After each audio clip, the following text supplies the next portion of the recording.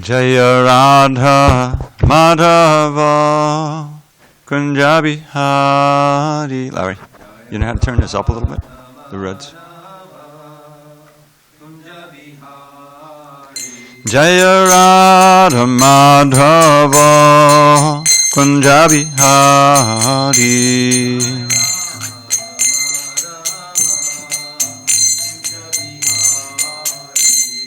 Gopi Janavallabha Girivardhari.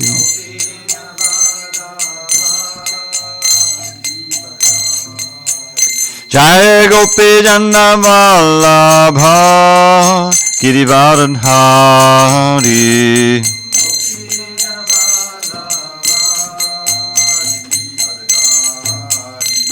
Yashodanandana Brajajana Ranjana. Yashodanandana Brajajana Ranjana. Yamuna Tira Vanachari. Yamuna Tira Vanachari. Jaya Radha Madhava Kunja Bihari.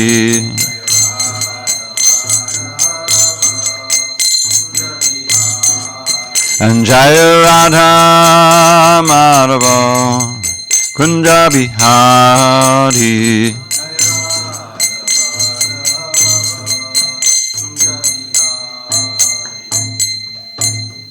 Jai Mr. Bad Paramahansa Pradikacharya Ashtotar the Shishiman is Divine Grace Srila A.C. Bhakti Vedanta Swami Prabhupada Ki Jai. ISKCON BBT Founder Acharya Srila Prabhupada Ki Jai. Jai Mr. Bad Paramahansa Pradikacharya Ashtotar the Shishiman His Divine Grace Srila Bhakti Siddhanta Saraswati Thakur Ki Jai. Ananta Koti Vaishnavinda Ki Jai. Namacharya Srila Haridas Thakur Ki Jai. Grantaraj srimadbhagavatam Ki Jai. Samaveda Bhaktivinoda Ki Jai. All glories to the assembled devotees. All glories to the assembled devotees. All glories to the assembled devotees. All glories to Shri Guru and Gauranga.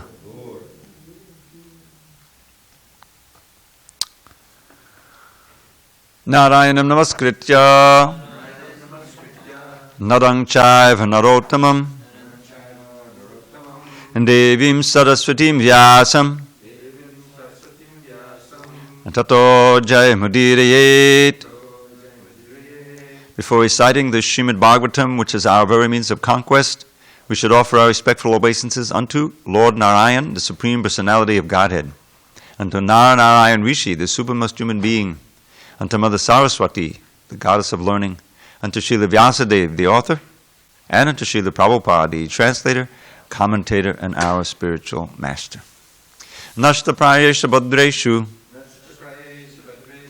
Nityam Bhagavata Sevaya Bhagavatyuttama Shloke Bhakti Bhavati Naishtiki. By regular attendance in classes on Srimad Bhagavatam and by rendering devotional service to the pure devotee, all that is inauspicious within the heart is destroyed almost to nil, and loving devotion to the Supreme Lord, who is glorified in transcendental songs, is established as an irrevocable fact. Om Namo Bhagavate Vasudevaya. Om Namo Bhagavate Vasudevaya. Om Namo Bhagavate Vasudevaya.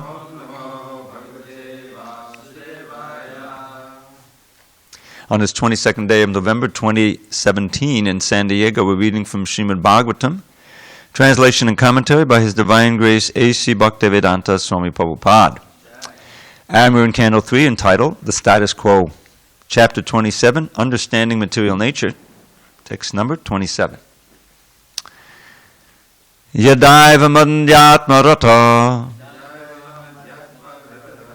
kalena bahujanmana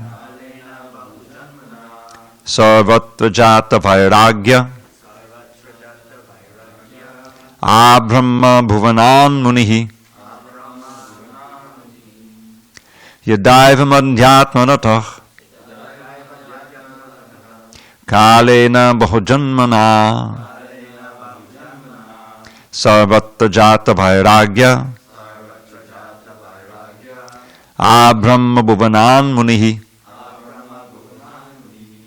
yadaiva madhyatmaratah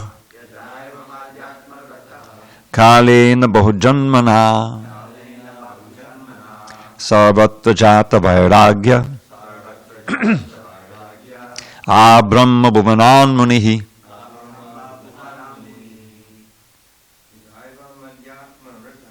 yadaiva madhyatmaratah kalena bahujanmana sarvatra jata vairagya abrahma bhuvanan munihi yadaiva madhyatmaratah kalena bahujanmana sarvatra jata vairagya abrahma bhuvanan munihi yadaiva madhyatmaratah kalena bahujanmana sarvatra jata vairagya abrahma bhuvanan munihi. No?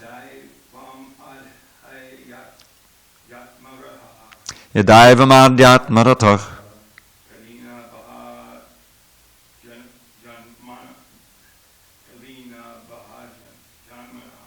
kalena bahujanmana sarvatra jata vairagya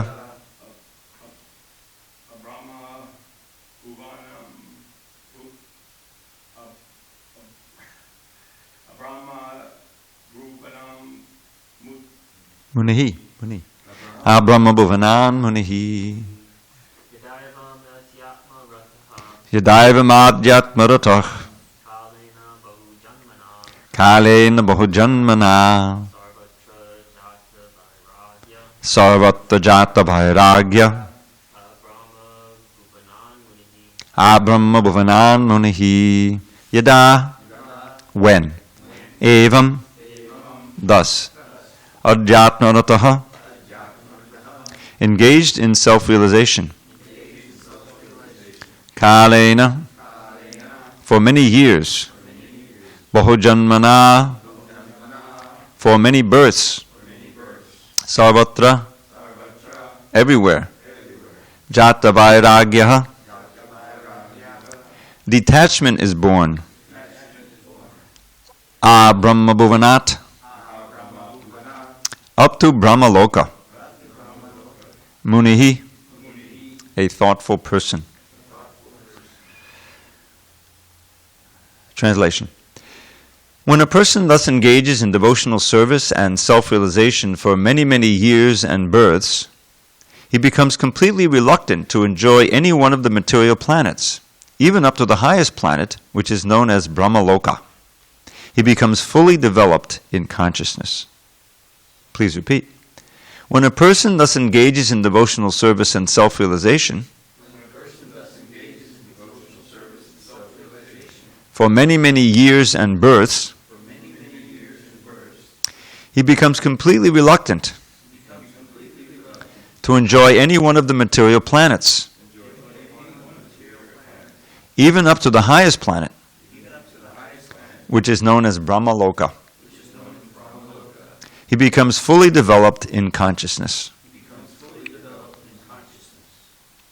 Purport. Anyone engaged in devotional service to the Supreme Personality of Godhead is known as a devotee. But there is a distinction between pure devotees and mixed devotees. A mixed devotee engages in devotional service for some material benefit, whereas a pure devotee engages in devotional service for the spiritual benefit of being eternally engaged in serving the Lord in His transcendental abode in full bliss and knowledge. In material existence, when a devotee is not completely purified, he expects material benefit from the Lord in the form of relief from material miseries, or he wants material gain, advancement in knowledge of the relationship between the Supreme Personality of Godhead and the living entity, or knowledge as to the real nature of the Supreme Lord. When a person is transcendental to these conditions, he is called a pure devotee. He does not engage himself in the service of the Lord for any material benefit or for understanding of the Supreme Lord. His one interest is that he loves the Supreme Personality of Godhead, and he spontaneously engages in satisfying him. The highest example of pure devotional service is that of the gopis in Vrindavan. They are not interested in understanding Krishna, but only in loving him. That platform of love is the pure state of devotional service. Unless one is advanced to this pure state of devotional service, there is a tendency to desire elevation to a higher material position. A mixed devotee may desire to enjoy a comfortable life on another planet with a greater span of life, such as on Brahmaloka. These are material desires. But because a mixed devotee engages in the service of the Lord, ultimately, after many, many lives of material enjoyment, he undoubtedly develops Krishna consciousness. And the symptom of this Krishna consciousness is that he is no longer interested in any sort of materially elevated life. He does not even aspire to become a personality like Lord Brahma. Om Jnana Timirandasya Jnanandjana Shalakaya Chakshurun Midatam Mena Tasmai Shri Gurave Namaha. I was born in the darkest ignorance, but my spiritual master Srila Prabhupada opened my eyes with the torchlight of knowledge. I offer my humble obeisances unto him and to all members of Sri Parampara. So this is the continuing explanation of the process of devotional service and its benefits. And here, Kapila Dev Muni is giving a criterion for advancement. And it's always the same criterion, and that is detachment from material desires. Now here he says it takes many, many lives and years and births to become completely reluctant to enjoy. Now this verse reminded me of another verse, which I will share with you. This verse, in different varieties, comes in the Bhagavatam in several places. The Nagapatnis, you remember the Nagapatnis, the wives of Kaliya. They had these beautiful prayers to Krishna, and Krishna spared the life of Kaliya. They have a similar prayer, but this one is actually stated by Krishna himself in the Uddhava Gita, 11:14. And he said, Naparameshtyam namahendradishyam nasarvabhomam navasadipatyam nayoga siddhir aponar bhavangva mayarpitat mechiti madvinanyat. One who has fixed his consciousness on me desires neither the position or abode of Lord Brahma or Lord Indra, nor an empire on this earth, nor sovereignty in the lower planetary systems, nor the eightfold perfection of yoga, nor even liberation from birth and death. Such a person desires me alone. So this is the same idea. It's a kind of an expanded definition or explanation of total vairagya. Now this came up earlier in Kapila Dev's teachings. If you recall, his first teaching to his mother was 8 verses on the importance of sadhu sangha. And I, perhaps boldly, perhaps recklessly, dubbed it the Sadhu Sangashtaka. And in that Sadhu Sangashtaka, he describes to his mother a similar idea. It's the same philosophy in with slightly different words in all cases. So he starts out, prasangam madanam pasham atmana kavayo vidu, that those who are wise, the kavis, they understand that the powerful attachments that we have for this world, called prasanga, they need to be transferred to Krishna ultimately, but first to Krishna's representatives, namely the sadhus. Now the sadhus, as he then defines the sadhus, we'll see, basically means the pure devotees. So then he gives three verses describing the sadhus. If you understand the first verse, he's speaking to his mother, and you want to put it into effect, well, who's the sadhu? Now I have to search out the sadhu so I can try to get attached to them and associate with them. So he describes the first synonym, the first symptom or characteristic of the sadhu is what? Tolerance. To Tatikshava karunika suridak sarvadehina majata shattavak shanta sadhavak sadhabhushana. Here are the ornaments of a sadhu. Not the physical ornaments, but the character ornaments. Tolerance.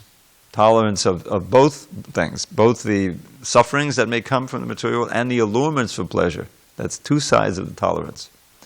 And very merciful. Karunita. Merciful. Suridak sarvadehina. To every living entity. And the friend, the true friend of every embodied being. A Shatava has no enmity toward any living being. Even if that person or thing or animal, whatever, may have enmity toward him, he doesn't hate back. So therefore, his enemy is never born. Ajata Shatava, it's a little idiom in Sanskrit. Yudhishthira is especially known for that also.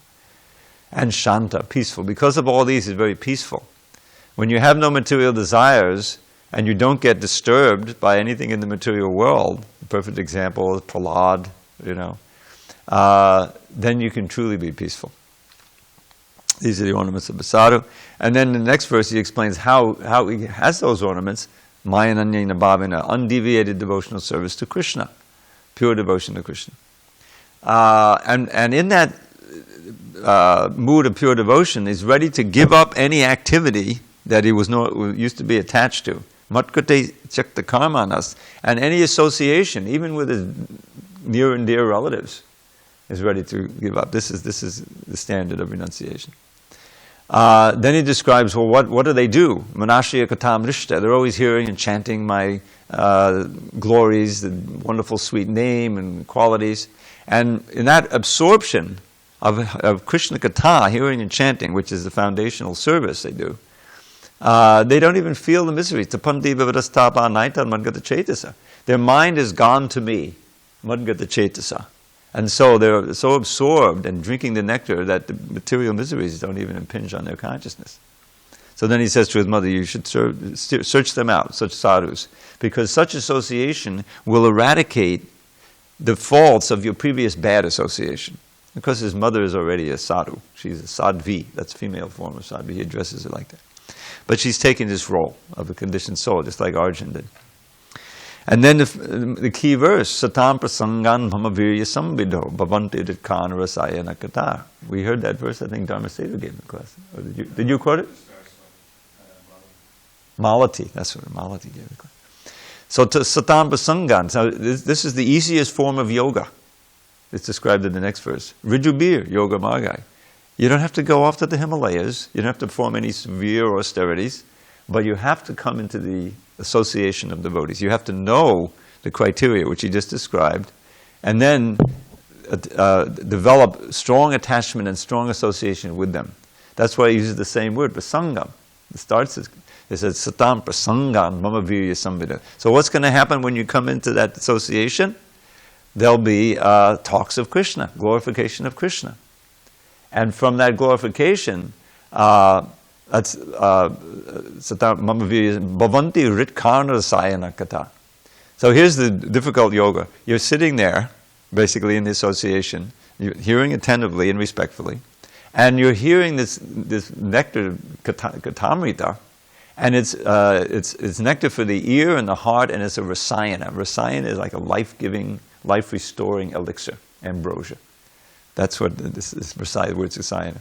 And what's the result? You follow this path. Is it so difficult? You just sit and hear it. And he says, Tadjoshanat ashu upavarga. Quickly, on this path of liberation, that's the first. You get shraddha, rati, and bhakti, developed step by step. Your faith in the process, which is a great mystery. The whole thing is mysterious. The very existence of the soul is amazing, according to Krishna, right? People hear about the soul, they doubt that, I never heard of that before, or whatever. I mean, many people think that it could be true, but it's still mysterious. You can't see it, you can't measure it, what to speak of God.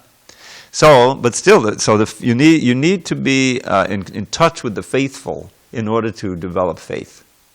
And that's what the sadhus bestow. So shraddha, and faith then results in you wanting to practice, so you're practicing hearing and chanting. And you develop rati, which means attraction to Krishna, and finally bhakti, which here means pure devotion to Krishna, love. Anukramishati, step by step. And the next verse, he talks about vairagya, the same idea. Bhaktyapaman jate viraga eindriyad, drishta shrutanman rachananu chintaya. Rachananu chintaya means always thinking of my activities. Of course, the beautiful, all-attractive Leela of Krishna in Vrindavan, as well as the creation pastimes. You can't neglect that. That's part of it. Rachananu also means creation. And how Krishna is expanding and maintaining and everything. That was the glories of Krishna, both the sweet pastimes as well as the other things. So by hearing that, becoming absorbed, the vairagya automatically develops. Bhaktya puman jat vairagya. Now vairagya toward what? Toward all the things that you've experienced before, or you see before you, drishta, and what you've heard about. In other words, you also become detached from trying to go to heaven and enjoying, or trying to go to Brahmaloka, as he says right here. I mean, that's even a greater allurement than the things in this world. I mean, anyone with a little intelligence can see that to try to enjoy the immediate sense gratification is a sure self-defeating practice, because it's limited. But the idea of going to Nandana gardens and enjoying for millions of years, now that, maybe that's attractive. And there's a whole part of the Vedas where those who want that, they can perform sacrifice, become very austere, chant mantras. In other words, give up pleasure now for tons of pleasure later. But everyone, we're just reading in the 9th chapter. Chine punye matya lokam vishantam. You're amassing punya, and then you're cashing it in to go to the heavenly planets. It's still a business deal. There's no bhakti there. You don't become a devotee of Indra. You pray to Indra, you worship Indra so that he'll admit you to the heavenly planets. So that also ends. So you have no desire for that. You can imagine. Have no desire for anything in this material world. That's the standard of vairagya. That's necessary. I just heard Prabhu on a lecture. He was saying if you have a little smidgen of material desire, you'll have to take birth again. So we have to aspire for that level of detachment. But really, devotees don't try to develop detachment separately from bhakti. They try to develop intense devotion to Krishna, and the detachment takes care of itself. And that's what this is all about. That's why he's saying that, now here he's saying it takes many, many years and births. So it's not easy to get to this. It's so embedded in our consciousness, this enjoying mood. And the enjoyment, of being safe, the idea of being free from the miseries. This is the whole, motive for the impersonalists, is to get free from birth and death. It's not bhakti. It's not, if they worship Krishna, it's just a time-serving bhakti in order to, they have this panchopasana, they worship Vishnu and the sun god and Shiva, Durga, and one other one, I forget. And but that's not bhakti. That's a means of controlling the mind. I mean, I remember I had an experience with one of these Mayavadis before I joined. I came this close, falling off the cliff, and it was all gyan, and it was all directly deriding bhakti as for just as Prabhupada says in the books, as though for the emotional masses. But the real elite, they go for the gyan and Brahman. He was actually speaking to me like that, just right out of the books. And he, I was becoming attracted. I didn't know anything. And he was very eloquent. He spoke on Bhagavad Gita. I would attend the classes and this and that. But then I had the good fortune, Gaur Purnima rolled around. And I went to the temple, and I think they had I vaguely remember a big kirtan in Central Park, like a procession. And I was all into it, and I came back and expressed it to him, and he thought that the idea that what he wanted to do was break my attachment to them, so that I would really surrender to the devotees, break my attachment to any Hare Krishna stuff. So he made the big mistake of kind of criticizing them. And that just pushed me away more from him, thank God, and I took shelter of Prabhupada. So, but imagine just having our motivation. You wake up in the morning and you think, okay, I'm going to get a little closer toward complete indifference to everything material. I'm going to get, maybe today I'll be more liberated. That's not enlivening. I mean, it's a negative motivation. That's the whole thing. It's based on fear, really, fear of birth, old age, disease, and death, and it can't be sustained. That's why it's said in the Bhagavatam, the famous verse, one may, out of severe austerities, try to suppress the senses and the mind, without Krishna, without the holy name. A few can rise up, aruha kuchena param padam. Param padam is like Brahmabhuta, But patantyadho, they fall down again. Because anadvita yushmaranga, they're averse to serving your lotus feet, and their intelligence is not pure. See, avishuddha buddhaya. So that's... and you can see it, that they're never satisfied with that. That's why they come down, okay, let's have a big, feeding programs and material welfare work, which is another, it may be a nice form of Maya, but it's still Maya. So this is a constant theme from the beginning of Bhagavatam. You'll find that Vasudeva Bhagavati Bhakti Yoga Prayojita, right in the second chapter. And Sutta Goswami is describing the supreme dharma. The first verse, that's the supreme dharma, is that which engenders bhakti to Krishna, the transcendental Lord. You use the word adhokshaja, which in the name itself is very instructive. And the symptom is that it has to be a real dharma. Of the real result of dharma, real bhakti, is that it's completely unmotivated. It's not meaning that there's no material motivation, and it's uninterrupted. So we can work toward that. And then I think it's in the very next verse where he says, by this bhakti, Vasudeva Bhagavati, bhakti yoga prayojitaha, janayati is an easy word to remember. It means generate. Janayat yashu vairagyam, quickly generates vairagya, detachment. Now it's important to understand the distinction between vairagya and tyaga. This comes up in the Gita. Vairagya is actually much more important than tyaga. Tyaga, we have tyaga. We certainly have tyaga in the four regulative principles. There's no way of dovetailing meat eating and drugs in Krishna service. That's out. That's tyag. But vairagya literally means dispassion, detachment. So the idea is that even when you become a little more mature and you have developed some vairagya due to your bhakti, you have some attachment for Krishna, for chanting, for the process, and you're somewhat purified, then even while in the middle of the allurements, you're not attracted. I like to give the example, and we go through, it's in a particular day that we may have in Krishna consciousness, we have certain periods when we're more intensely Krishna conscious, when we really are detached. The mind is not being, attacked by so many material desires. For instance, Harinam Kirtan, right? We used to go downtown every Friday night.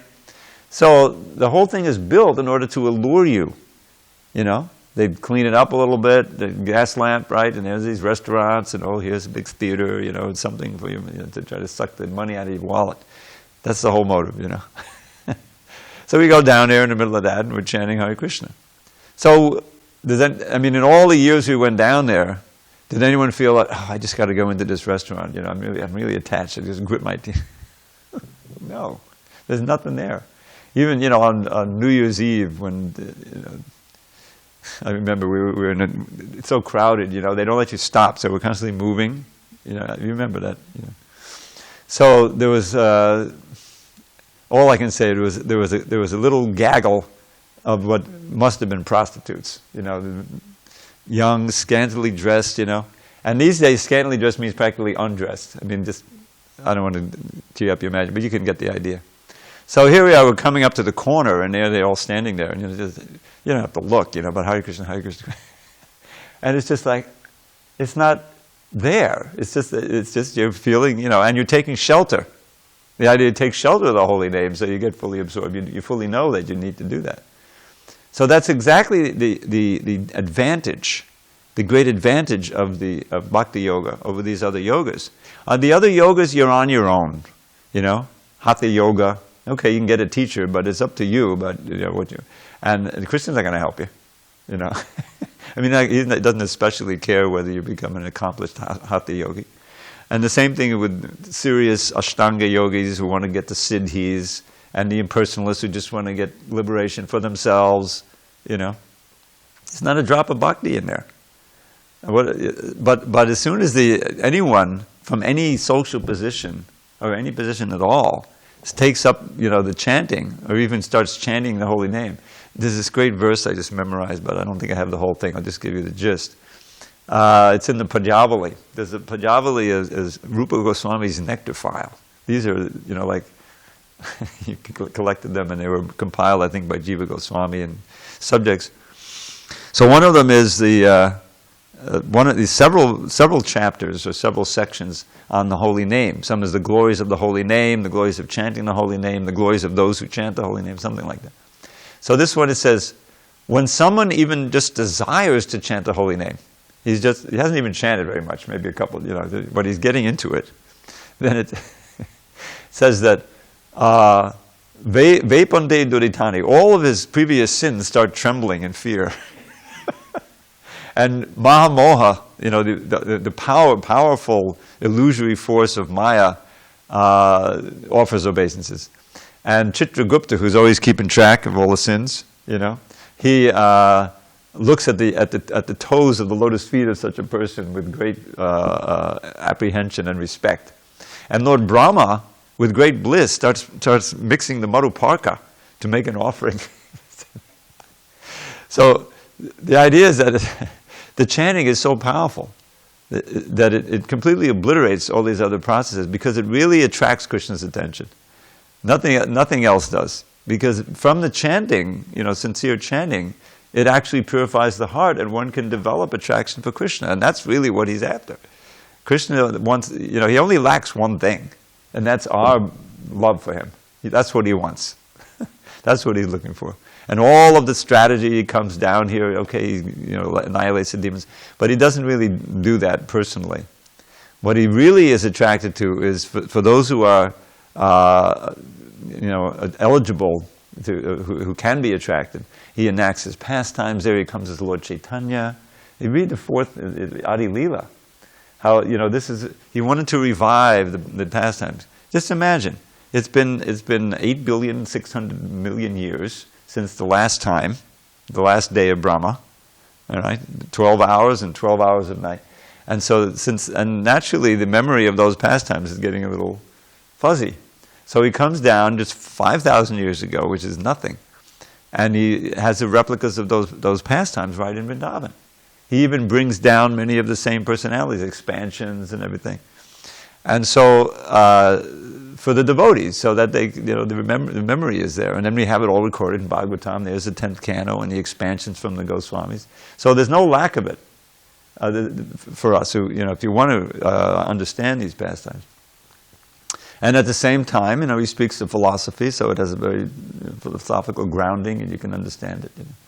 So, but the whole purpose of doing that is to awaken in the sleeping souls the long dormant bhakti, and get it moving back to Godhead. Here he says it may take births, but Krishna is very patient, But at least if it's starting to go, and the creeper is growing, then that's what Krishna wants.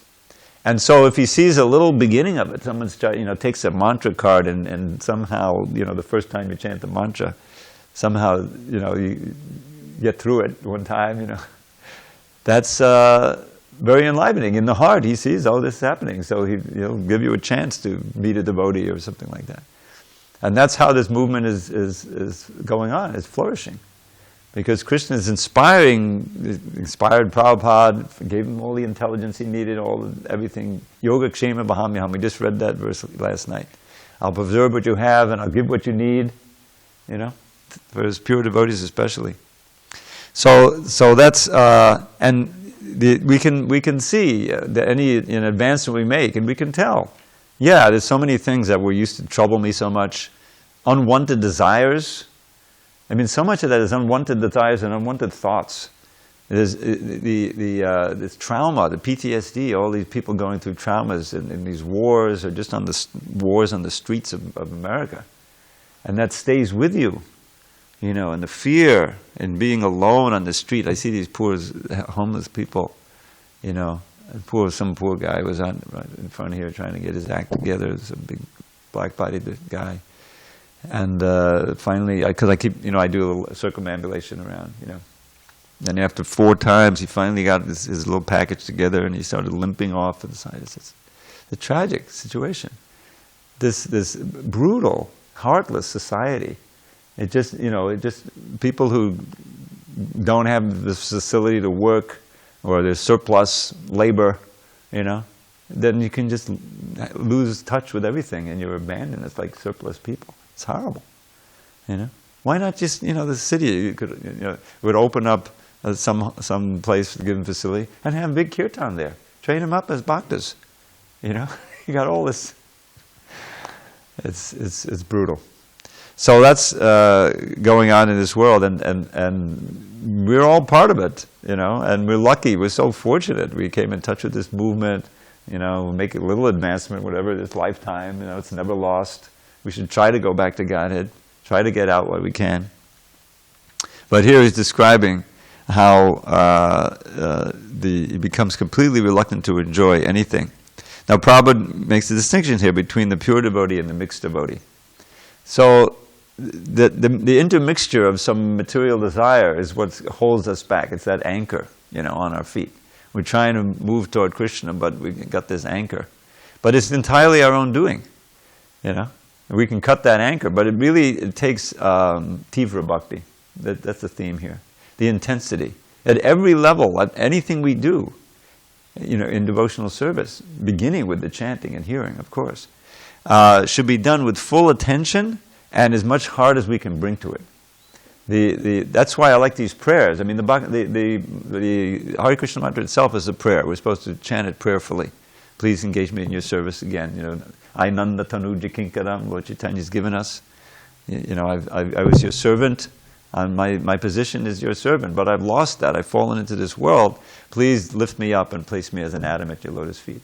Even if we don't fully understand it or feel it, we should still utter it. We should, and it'll help us to get in that mood. That's why it said we're intended to chant that Shikshastik every day. That's there in the end of the CC. And to chant in that mood, but also so many wonderful prayers have been given. Bhagavatam is filled with prayers. The Queen Kunti's prayers. Because the thing is, our minds are like taking us away. At this point, there's so much to control the mind. But we have this wonderful effort. It's like you read the Bhagavatam. You read it out loud. Keshava Bharati Maharaj is getting into that. He says he reads out loud at least 2 hours a day. Either alone or with others. The actual sound to hear is even more important than reading, silently.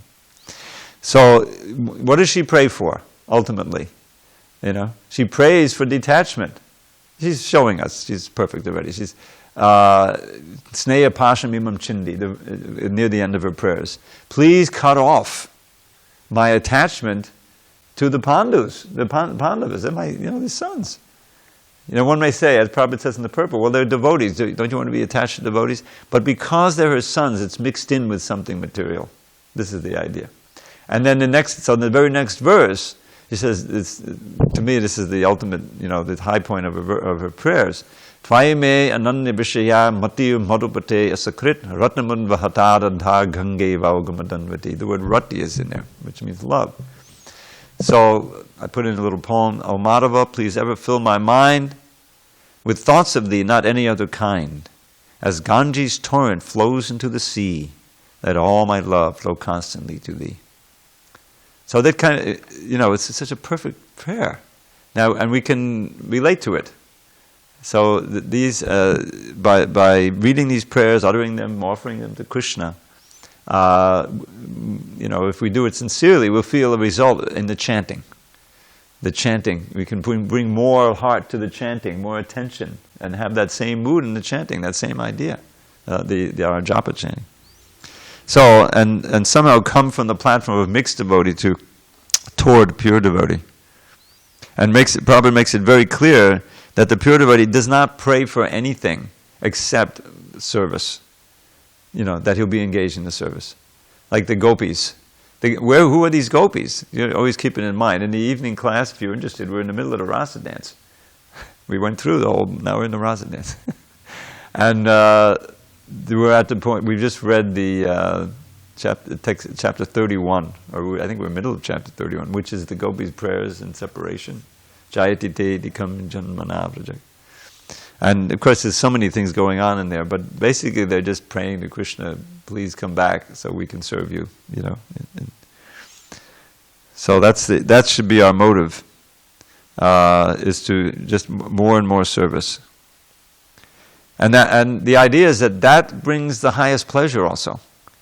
The pleasure that comes from genuinely serving Krishna out of pure love is so great that it obliterates any possible other thought of enjoying anything.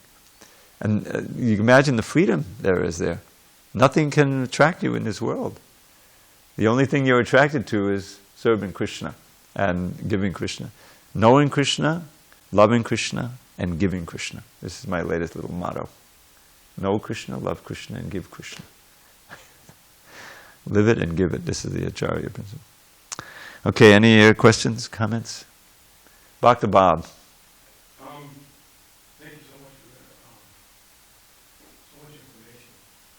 Hard to grasp around all of it. Well, I got it recorded if you wanted to. I'm curious. I want to clarify something. It's been told to me that at the end of Kali Yuga, we've decimated the planet, for all our greedy lust, and the plants don't grow and the animals don't reproduce, and so is it not stated that somewhere that cannibalism is inevitable? There was a very kind of detailed description in the 12th canto of the symptoms of Kali Yuga at the end, describing. And something like what you described, but yeah, people don't live very long. I just heard Prabhupada again on a lecture describing it. Someone who's 30 years old will be considered a grand old man. You get through your 20s somehow. Truthfulness will be destroyed. There'll be no truthfulness if you want justice. You have to pay off the judges. You can only buy it. Marriage, we can see this all around us, practically unknown. It's becoming less and less common. People get together just on the basis of physical attraction, which means that, of course, that it can easily separate.